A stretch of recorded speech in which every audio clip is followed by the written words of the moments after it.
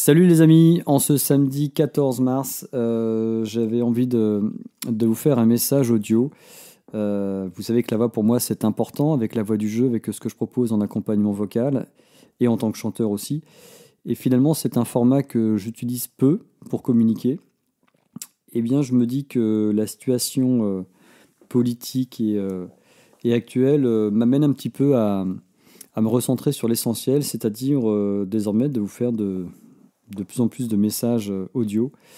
Euh, et puis finalement, ça répond aussi à une actualité qui me fatigue un petit peu sur un monde qui est centré sur l'image. Donc on le sait, hein, dans les réseaux sociaux, entre la communication et l'image, c'est ce qui est le plus important et ça tombe un petit peu dans un système d'ego superficiel.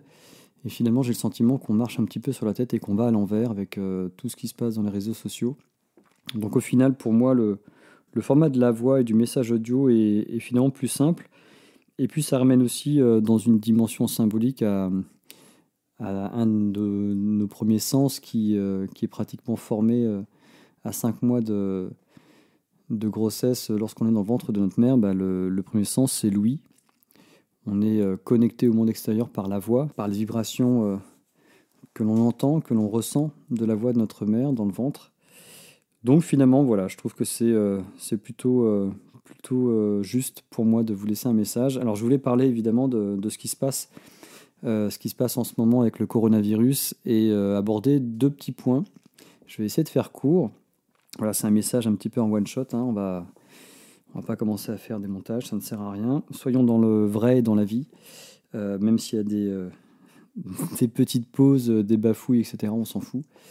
Donc le premier point que je voulais aborder avec vous, c'était cette psychose, cette peur qui est générée dans les médias, qui devient presque gerbante en fait. Ça commence à être un petit peu fatigant.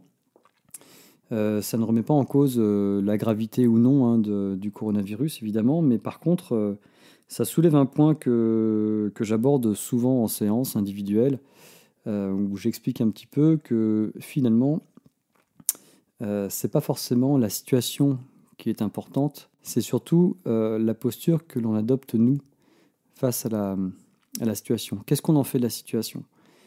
Et au final, ce qui est intéressant, c'est que dans mon entourage, beaucoup de personnes, et puis même des amis, ou même sur des échanges Facebook, on se rend compte qu'il y a beaucoup de peur. Il y a une panique énorme, alors que le coronavirus, pour l'instant, a priori, c'est pas pire que la grippe, hein. Sauf qu'on ne connaît pas cette maladie, donc c'est nouveau. Donc forcément, quand c'est nouveau, ben on a peur, encore un peu plus. Et finalement, ça pose la question du choix. Face à une situation, on a toujours le choix, au final, soit de partir dans l'amour, dans la lumière, dans la foi, dans le chemin du divin, de se connecter à ce qui est plus juste. Et au final, on se rend compte que on a toujours le choix et que les médias, le gouvernement, le système, la société nous embarquent très facilement du côté de la peur. Donc posez-vous la question à chaque fois qu'il se passe quelque chose, de quel côté vous êtes et quel est votre choix. Parce que finalement, on le sait que la peur, le stress diminue les défenses immunitaires et nous affaiblissent véritablement. Donc on a une responsabilité, chacun, hein, en tant qu'être humain. On n'a pas besoin de prendre des médicaments, mais on sait déjà que si nos pensées sont négatives et qu'elles sont bourrées de peur et de stress, on se fait pas du bien. On n'est pas du tout dans une bienveillance avec nous-mêmes et on est très loin de la lumière, on est très loin de l'amour. Je parle d'amour inconditionnel, de cette énergie du divin qui est en nous. Donc c'est important déjà dans une première mesure de se poser la question, est-ce qu'on fait le choix de la peur ou de l'amour? C'est important pour nous dans une première mesure, dans un premier temps, de savoir si on fait le choix de la peur ou de l'amour. Voilà, c'était le premier point. Le deuxième qui me paraît extrêmement important aussi, c'est de se poser des bonnes questions en tant que citoyen. On bascule dans quelque chose qui est juste hallucinant, hein. Il y a des aéroports qui vont fermer, les écoles sont fermées maintenant. En Italie, plus personne ne peut sortir. Alors, c'est ce qu'il faut, hein, d'un point de vue sanitaire, très bien.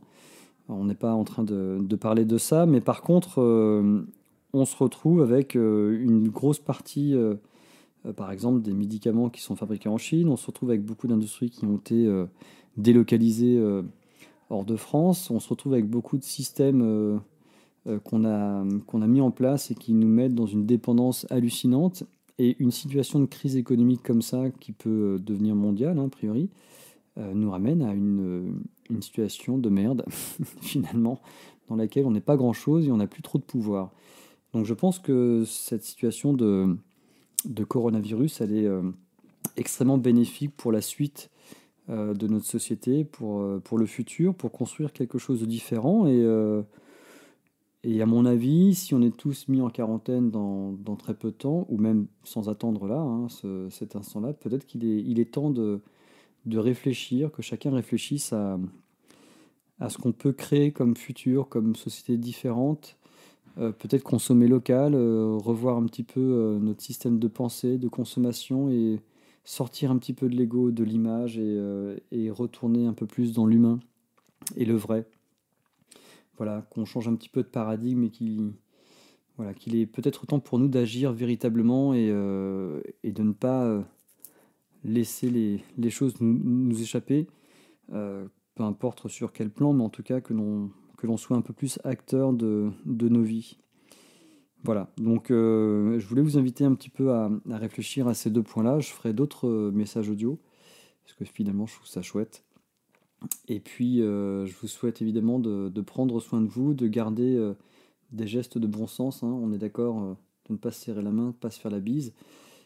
Mais par contre, voilà, d'être dans la conscience des choses, dans une pensée positive, peu importe ce qui se passe, c'est ce que vous en faites qui est important. Et peut-être aussi de réfléchir à ce qu'on peut changer. Il est temps d'agir, on est tous responsables et il est temps pour nous d'agir, de faire des propositions.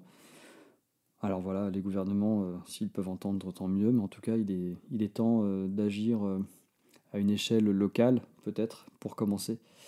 Voilà, donc je vous embrasse, je vous souhaite plein de belles choses, de la lumière, de l'amour et du sourire.